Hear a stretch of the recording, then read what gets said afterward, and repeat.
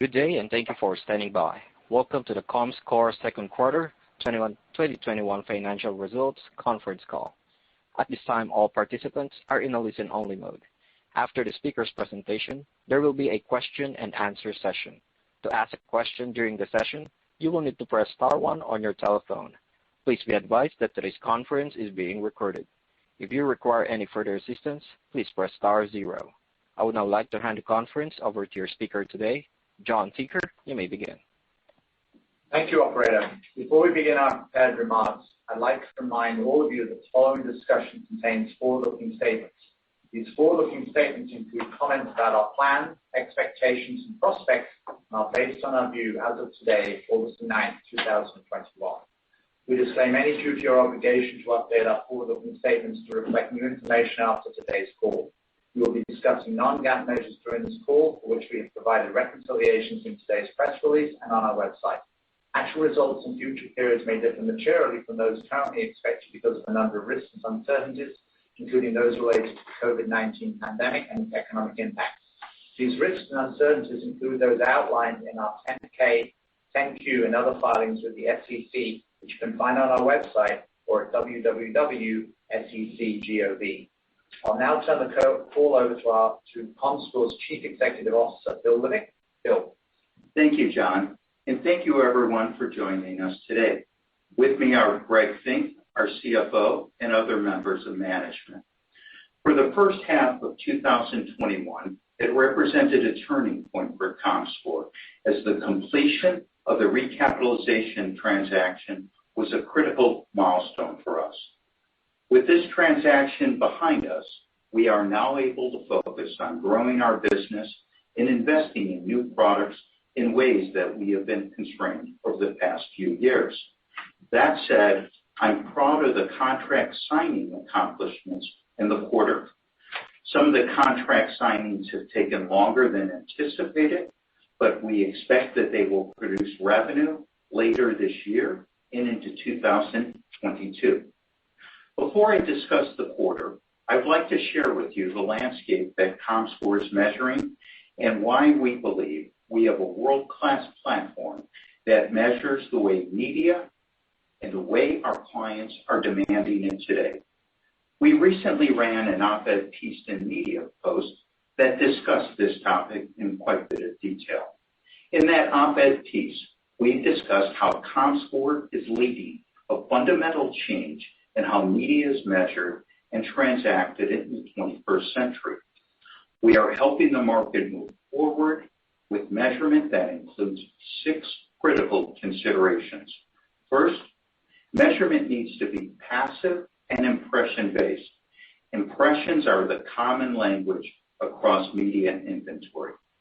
Second, media impressions needed to be properly deduplicated so advertisers can measure their true and apply frequency management to their messaging. Third, modern measurement must be built by a company grounded in technology, research, and big data management. Fourth, we believe modern measurement is about audiences, not age and gender demos. Fifth, modern measurement requires a high focus on privacy. Lastly, and most importantly, we believe that the company needs deep experience in digital, TV, and movie measurement, for it is required today, and comScore has more than 20 years of modern experience as a technology measurement and research company. Now let me discuss the quarter. We continue to feel some of the effects of the pandemic on some of our products and to our bottom line. However, we are pleased to have a higher amount of total contract value year over year in the quarter. Signing of new and expanded agreements can take time, but we're beginning to see the momentum increase, and we believe these new agreements will generate higher revenue in the coming quarters and expand our margins.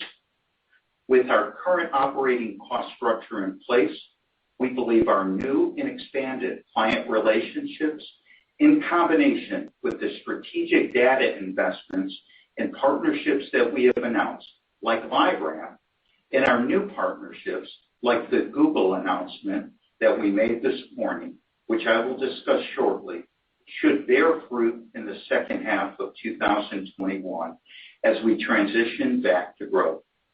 I am also proud of our success in our activation business, where revenue was up 65% year over year. Now let me turn to our other recent successes. Starting with national TV, we signed 6 new accounts, including Octagon, a sports marketing agency that will be exclusively relying on comScore measurement to plan and buy, as well as an expanded agreement for Fox for our national TV measurement currency, as we announced last week. This announcement is just like the Viacom CBS announcement that I discussed in our first quarter earnings call. Local TV measurement continues to be a core strength at comScore. We believe the scale and the stability of our service puts comScore in a unique position as the future of measurement in the local marketplace. In the second quarter, we executed agreements with Capital Broadcasting and Titan TV and signed renewals with leading companies such as Standard Media Group and the News Post-Gazette. Additionally, our marketplace prominence was further enhanced with the integration into Squad Media cost research platform for national and local TV buys. Looking to the future, we anticipate building on comScore TV 1,000 stations and delivering strong results across our 200-plus markets that we measure locally. Lastly, Spectrum Reach recently announced that it is now transitioning to use comScore as its preferred local measurement source, which we believe will help assign more agencies and media companies to use us to conduct trading for their ad business. We also remain very focused on our agency marketplace. In the second quarter, we continued to see key growth with agency holding companies like Dentsu International, who have expanded their use of their advanced audiences tied to comScore data sets for their quick service restaurant and retail client base. We believe this is a large opportunity and have placed important resources in this area. With our syndicated digital product, we are pleased that we have signed many new customers, including Estrella Media, Vision 92, Rap and Minute Media, along with Channel Factory. We are excited to see more returning clients, such as the Jellyfish Agency in the UK. We are encouraged by the new business and the positive trend in renewals. I am very proud on this call to announce a major accomplishment for our advertising business suite with the expansion of our integration via Google Ad Data Hubs, or what they call ADH, that we announced this morning. This integration will add connected TV impressions across YouTube and YouTube TV to our cross-platform advertising measurement currency. comScore campaign ratings, or CCR, will be the source. This accomplishment marks 2 milestones, one for achieving deduplicated audience reach measurement across desktop, mobile, and CTV with Google, and 2, the integration will be foundation for the next generation of YouTube measurement across CTV without third-party pixels. These milestones will enable comScore to provide marketers with unmatched deduplication, reach, and frequency of audiences and ad exposure across linear TV, desktops, mobile, and connected TV. The new capability will allow advertisers and agencies to understand co-viewing for YouTube and YouTube TV on CTV, as well as the true incremental reach over their linear TV buys, providing total cross-platform ad measurement. The addition of YouTube and YouTube TV expands comScore campaign ratings to include coverage of one of the largest advertising destinations, enabling comprehensive cross-platform measurement. CCR measurement, including YouTube and YouTube TV, will be available to our buy-side clients for their ad campaigns. I'm excited about the expansion of our cross-platform ad measurement, and we expect it will have an impact on our top line fairly quickly. We continue to drive innovation through our next generation cookie-free targeting for gaming audiences with our recent partnership expansion with SpikeTrap. This latest expansion leverages SpikeTrap's deep gaming experience and enables new to market segments for advertisers to reach gaming audiences throughout the programmatic ecosystem. We understand there are significant opportunities for expanding our predictive audience measurement beyond North America.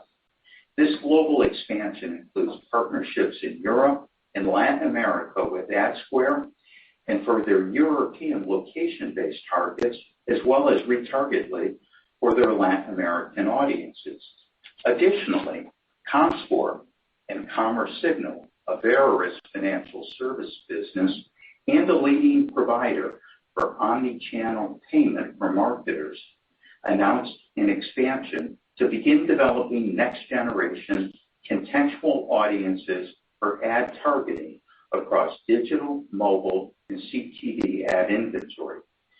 The collaboration will pair comScore's advanced payment analytics with comScore's predictive audience contextual targeting solutions to create an innovative audience not available anywhere else. By combining comScore retailing shopping data that can differentiate in-store versus online purchases with comScore's media consumption information, advertisers will better be able to understand the high-value audiences in a privacy-compliant way. With all of these new and exciting products and partnerships, we believe the activation revenue should continue its fast-growing trend and pick up even more momentum. As we discussed last quarter, we are also in the early stages of out-of-home measurement. This year, we've already signed the top 3 digital out-of-home advertising companies, including an agreement with GSTV to measure video at their gas station network.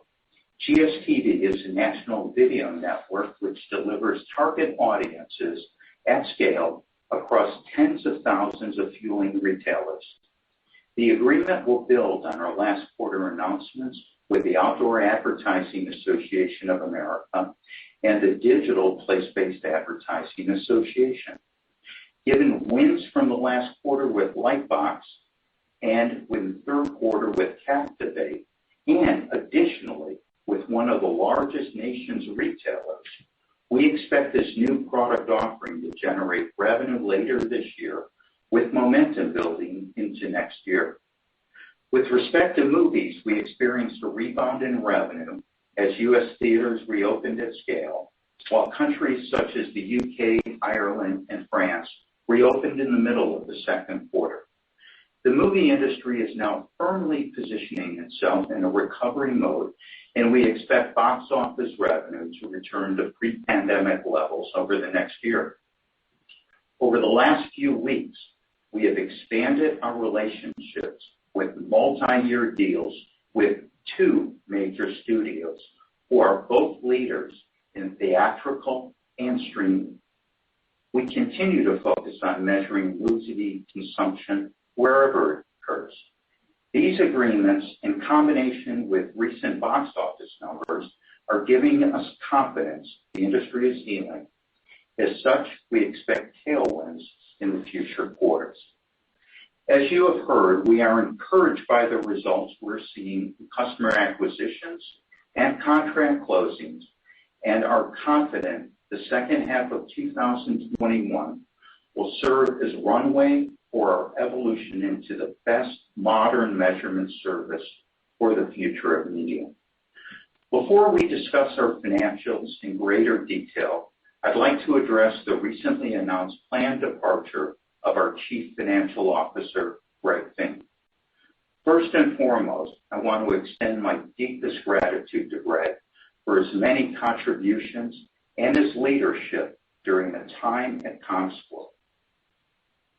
Greg came to comScore during the most difficult period, and he played a most critical role in putting those challenges behind the company, helping to rebuild our controls and our processes. Greg aligned our cost structure, he implemented a new ERP system, and he put us onto a path of growth. On behalf of everyone at comScore, including the entire management team, our board of directors, and myself, I want to thank Greg for all of his hard work and wish him well on his next endeavor. With that said, I'd like to turn the call over to Greg to review our financial details. Greg? Thank you, Bill. Today, we reported second quarter revenue of $87.7 million, down from $88.6 million in the second quarter of last year. Revenue from ratings and planning in the second quarter was $62.4 million, down from $63.8 million reported in the second quarter of last year. The decrease compared to the same period in the prior year was the result of lower syndicated digital revenue, offset by increases in TV. TV continued to experience higher revenue compared to the prior year from new and expanded partnerships. Syndicated digital revenue was lower compared to the prior year quarter, primarily from lower international business. For the second quarter, TV revenue comprised 43% of our ratings and planning revenue, compared to 40% last year, while syndicated digital revenue comprised 46% of our ratings and planning revenue, compared to 48% in the second quarter of 2020.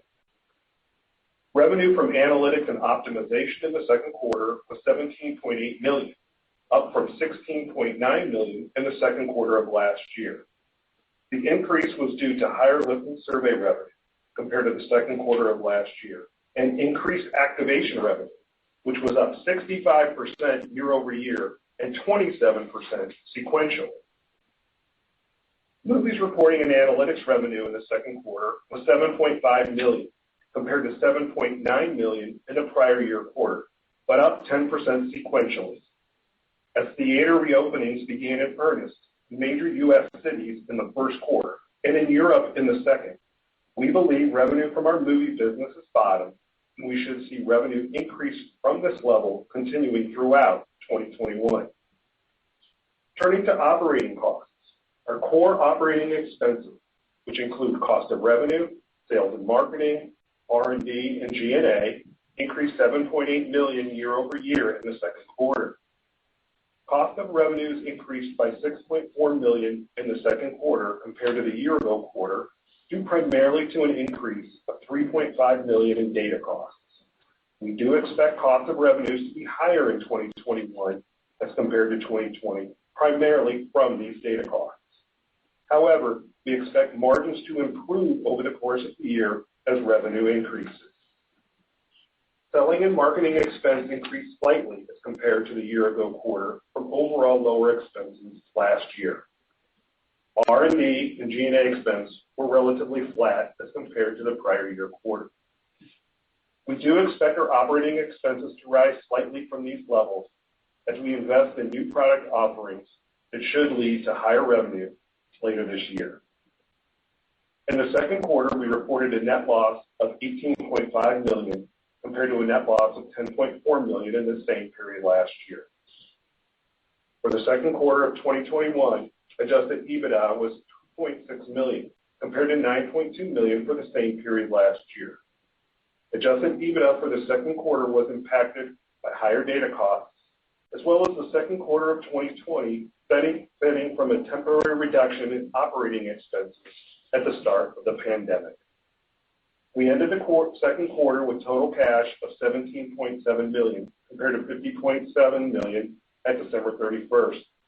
The decrease in cash primarily reflects a few large items, which total approximately $35 million, including the repayment of the term note, transaction costs associated with the completion of the recapitalization, and a dividend payment on the preferred stock. Looking forward, based on current trends and expectations, we believe full year 2021 revenue and adjusted EBITDA margin will be at the lower end of the previously announced ranges. Those ranges estimated a revenue increase between 3% and 5% over 2020 and adjusted EBITDA margin of 6% to 8%.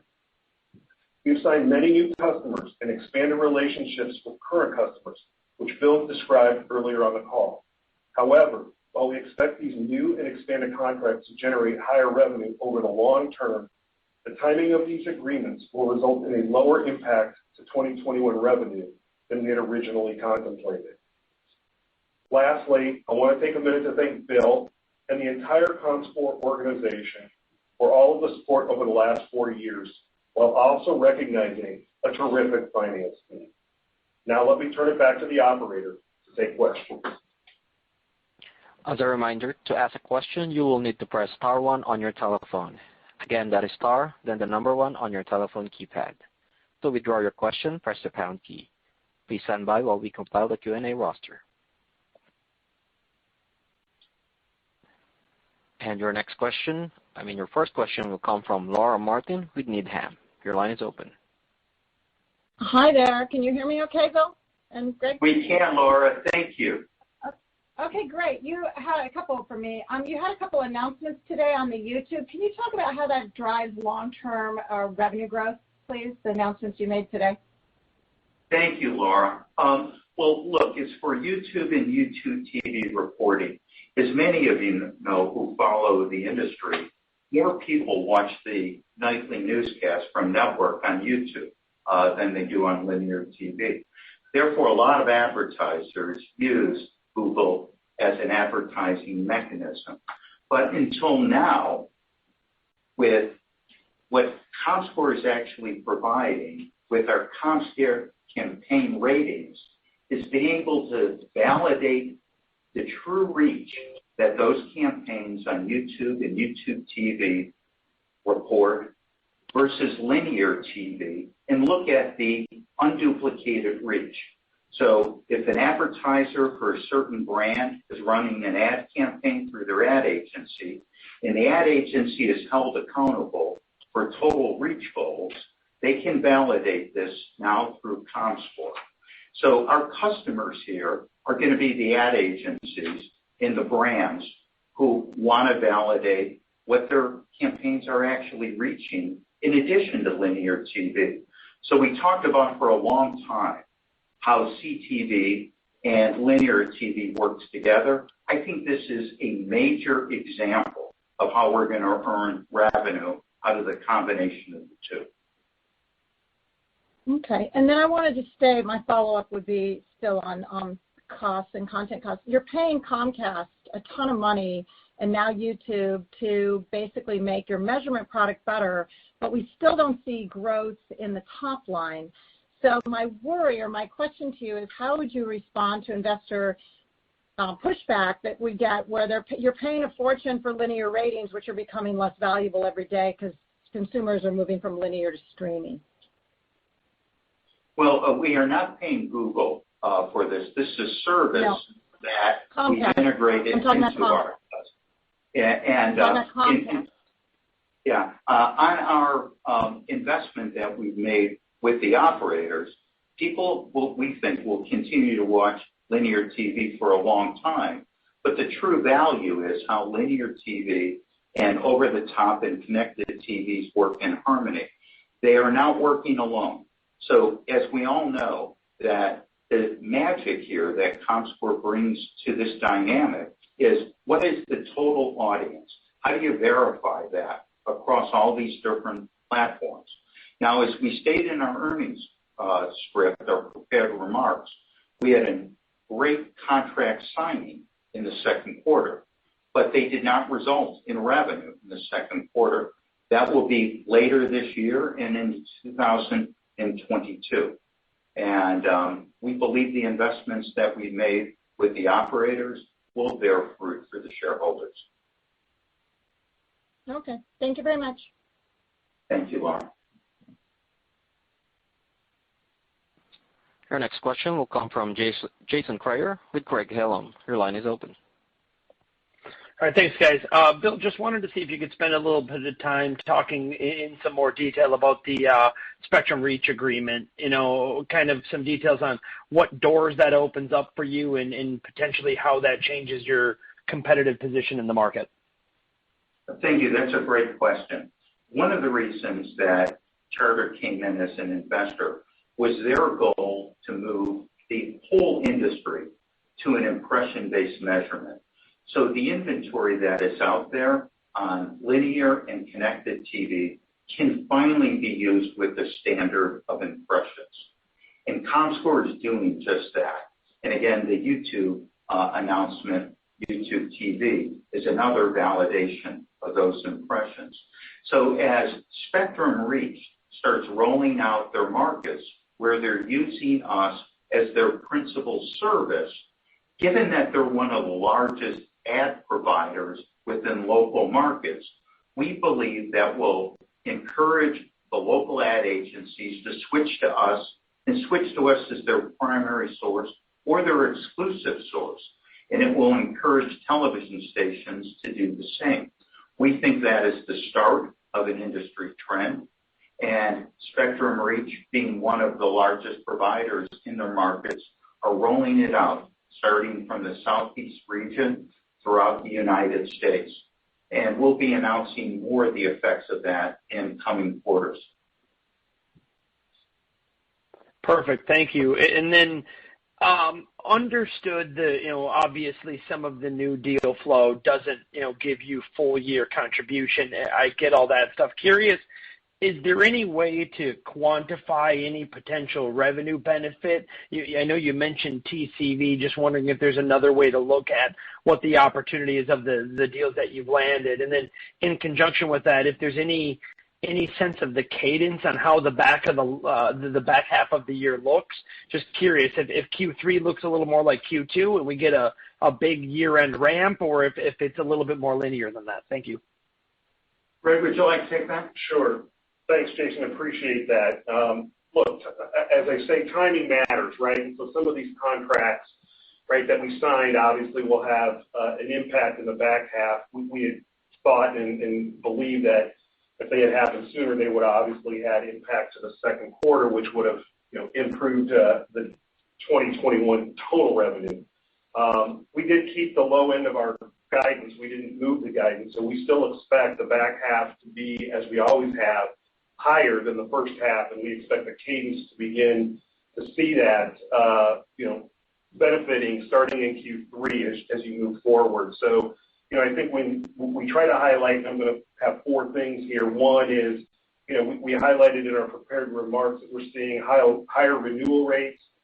We closed higher contract value year over year. We continue to see the transaction businesses, such as activation, significantly above year-over-year levels. And now we're seeing that improvement in movies. And so all four of those in combination should begin to increase the bottom line and the top line, of course, first, in the coming quarters at a cadence that will, get us to where we laid out for guidance today. All right. Thank you, guys. Thank you.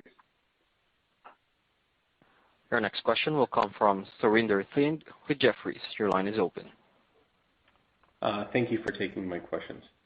Bill, just following up on an earlier question, any color on maybe why it took a little bit longer to sign some of the contracts that you did? And then I'm assuming that now that most of those have been signed at this point, your outlook for 2022 should theoretically be unchanged. Is that right? Well, we're not giving guidance, but let me address why this takes longer. All of you listen to our media customers' earnings calls, and they're having great top line. The ad market's recovered, but everyone is very cautious about spending. We are not immune to that dynamic, and it did take longer. But as we said in our prepared remarks, we had very good contract signings in the quarter, but they did not result in revenue.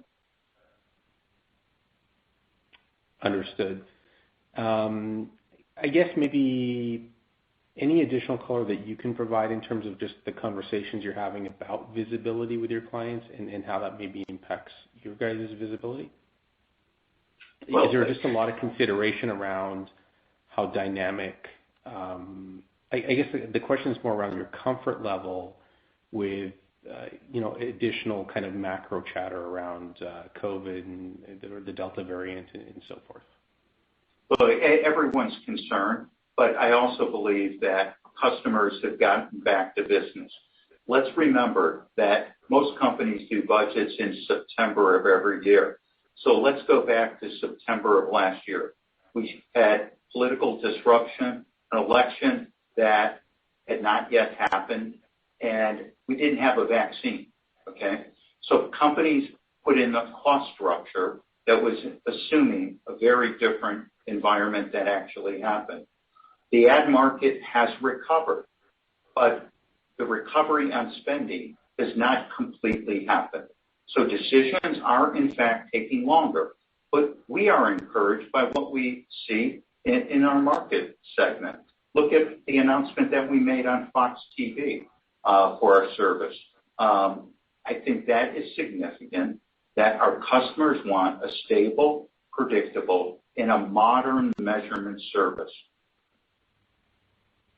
That's helpful.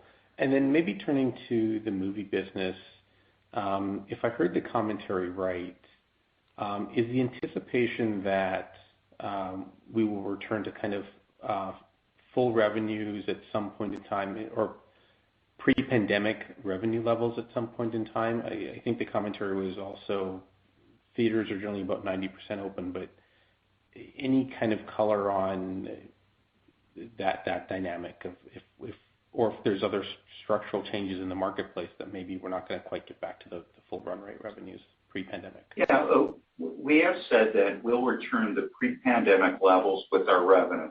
But please don't confuse the windows that have permanently changed with the need for our service.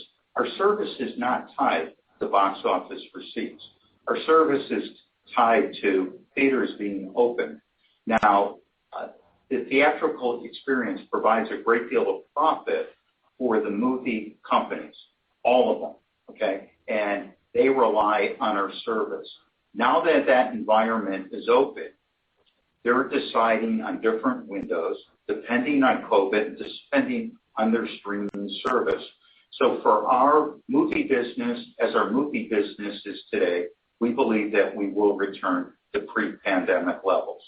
In the work that we're doing on measuring movies everywhere, we think we'll add additional revenue out into the future, but we're not predicting that at this point.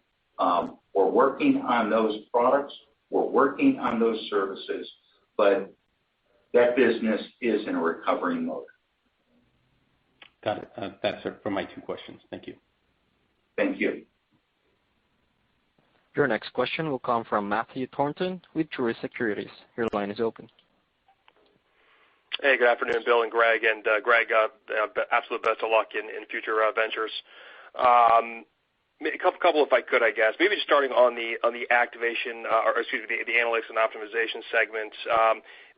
You talked about activation being up. I think lift and survey were up. If we take a step back and look at that segment, I'm wondering if you'd be willing to size activation at this point, and then maybe just talk a little about what the puts are, what's kind of in decline in that segment, just so we can kind of see the puts and takes there. And then just secondly, I guess over at digital, I'm wondering if you can talk a little bit about what percentage international is at that point, and then maybe compare and contrast the growth trend you're seeing international versus domestic in that segment. Thanks, guys. Right. Thanks, Matt, and thanks for those kind words. Let me talk a little bit about the M&A area. So we did talk about activation. We did talk about lift and survey. I think the other big thing that's in there is custom. And over the years we've talked about custom as one of those areas that can be a little bit lumpy. We had a really good first quarter in custom. As we talked about at year end, some of those projects got pushed out and then got delivered in Q1. So sometimes that custom can move up or down. Something, I've given this example, it gets delivered on July 1 as opposed to June 30th, right? It misses the quarter. So, from that standpoint, that one's a little harder to predict from a custom perspective because different quarters, have different lumpiness, although the fourth quarter generally is the highest quarter where we have a lot of custom projects. And as we've talked about over the last few years, we dialed back some of those custom projects that weren't profitable. But now that we've got our cost structure in place, we're going after more of those custom projects because they are profitable, at least putting more dollars to the bottom line in our adjusted EBITDA. So we're very focused on that. We haven't given an exact number for activation as it grows. That is something that, we're thinking about as we move through the third quarter and as we move to year end, as far as, being able to break that out from a product level revenue item within the M&O space. And you should hear more on that in the coming quarters. You had a question about digital. Again, it's not something we break out. We haven't provided that historically. Digital is pretty much a U.S.-centric story. I don't want to say that international isn't big, but over the last few years, again, similar to custom, where we've had international locations that were profitable, we exited those markets. We do think that there's still opportunity there, and we're going after that. And some of our win-backs this quarter were in the international market. So we're actually positive on that, and I think Bill highlighted one in his prepared remarks in the UK. So I think that's an area where it has shrunk over time, some of it by our own choosing, but we're very focused on winning back those customers, and we saw some good wins in the quarter. Great. Maybe I could just sneak one more in there. Maybe this is for you, Greg. Just the cash balance and just how you're feeling about the balance sheet right now. I think you guys have got a small credit facility outstanding, but I'm just kind of curious how you're feeling about cash levels. Again, just to operate the business, kind of looking forward. Any color there would be great. Thanks, guys. Yeah, thanks, Matt. I highlighted the fact that we had to get through the first half. We had three large needs of cash. Those are now behind us. From our standpoint, we do expect revenue to increase. We talked about that. That should help our cash balances as we move forward in our cash flows. So I think we obviously ended the quarter substantially down from where we ended year end, but we did, pay the dividend. We did cover the transaction costs, right, and we did pay off the term loan. So we feel good about where we're headed in the back half of the year.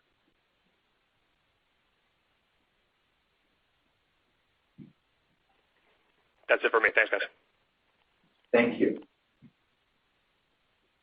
Again, if you would like to ask a question, that is star one on your telephone keypad. And your next question will come from Alan Gould with Loop Capital. Thank you, and good afternoon, Bill and Greg. And I'd like to also extend my best wishes to you, Greg. I've got three questions. First, on streaming, the press release talks about 2 studios signing for both theatrical and streaming. Can you, in addition to YouTube and these 2 studios, can you give us some idea where you are on measuring TV streaming or streaming overall? Right. Well, streaming that is ad-supported is extremely important to us. And with every company, we have a slightly different strategy. But the objective is to measure ad campaigns on all the streaming services. So like what we announced with Google, that we can do everywhere, to have a holistic platform. And in future calls and on our investor day, we'll be drilling into that a lot more. Okay. And then, Greg, can you give us some sense of a backlog type of number? We do disclose a backlog number, in our filings. I don't have it in front of me right here, Al, but we do publish that. I think sometimes that can be a little bit tricky, given that the accounting for that requires that backlog be for contracts that are in excess of a year. And so depending on where certain contracts are, that number can move around. It tends to be the highest at the fourth quarter of every year and then kind of whittle its way down. but it can be found in our filings. I'm happy to follow up with you after the call if you'd like more information around that. Okay, that's fine. And the last question, I know you used to have a deal with Arbitron, the Nielsen Audio, which I think goes through September. It's an 8-year deal. Is that still necessary, helpful, required, or have you replaced that for your measurement services? Great question. We obviously knew that was happening, and we have a plan in place. We'll be announcing shortly what it is. It'll be seamless for our customers that utilize it, and we have an improved process that is based on our strengths and not about a small panel. So we're pretty excited about what we've developed, and we look forward to sharing it very shortly. Okay, that's it for me. Thanks for taking the questions. Thank you, Alan. Again, if you would like to ask a question, that is star 1 on your telephone keypad.